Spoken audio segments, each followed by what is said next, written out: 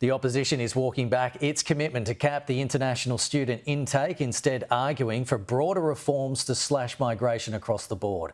Peter Dutton has sunk Labor's attempt to limit foreign student numbers from January 1, setting up a much larger election showdown.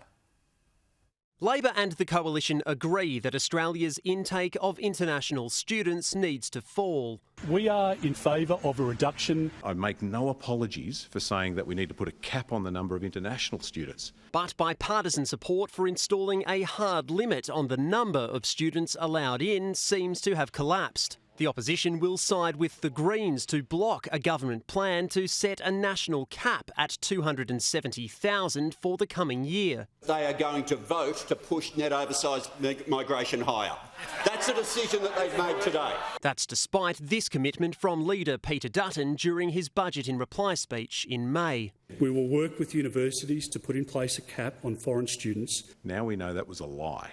Sky News understands the Coalition is no longer wedded to a hard ceiling on international student numbers. It still wants deep cuts, but will instead consider wider reforms of the migration system. That will depend on the economic conditions. Are you still committed to a firm cap on the number of students allowed? Yeah, we're happy for there to be a cap and for there to be a reduction. The university sector is now in limbo. Many have been preparing for caps to begin in under 6 weeks. Providers and students hoping to study in Australia are now set to enter the new year uncertain about how many will be allowed in. We will announce our caps and our reductions in due course. It's all about politics, not about controlling migration.